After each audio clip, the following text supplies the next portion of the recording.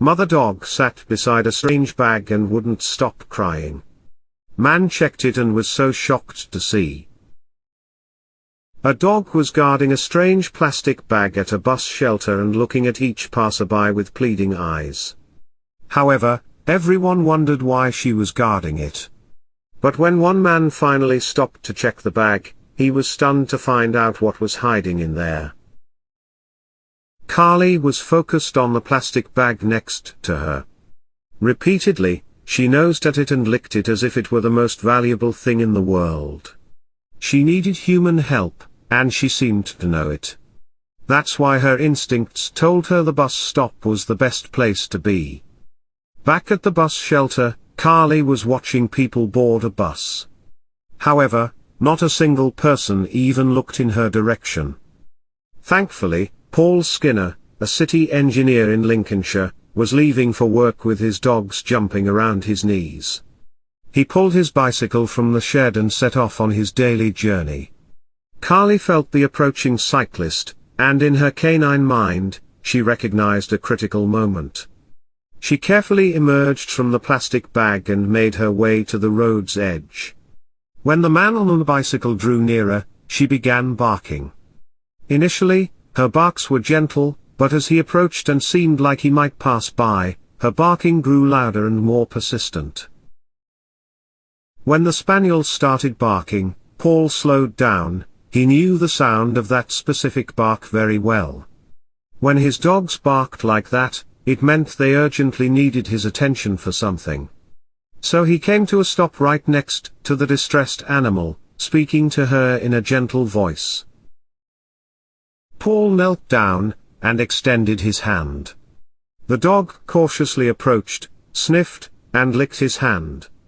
Carly then led him to the plastic bag, protecting him as if to ensure he helped with its contents.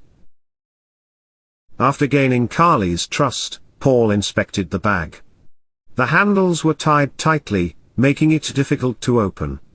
When Paul reached inside, he found a limp, furry bundle, a newborn puppy.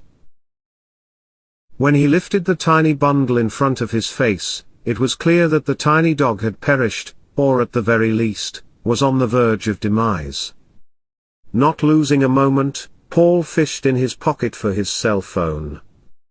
He dialed the council's number and got the contact details for the local animal shelter. Within a minute, a van from the shelter was on its way. While they waited, Paul tried to console Carly. He had won her trust, and she allowed him to pull her closer. Paul was a little confused, though. The puppies in the plastic bag were not spaniels, which meant they didn't belong to her. So where had she found them, and why had she been keeping guard over them?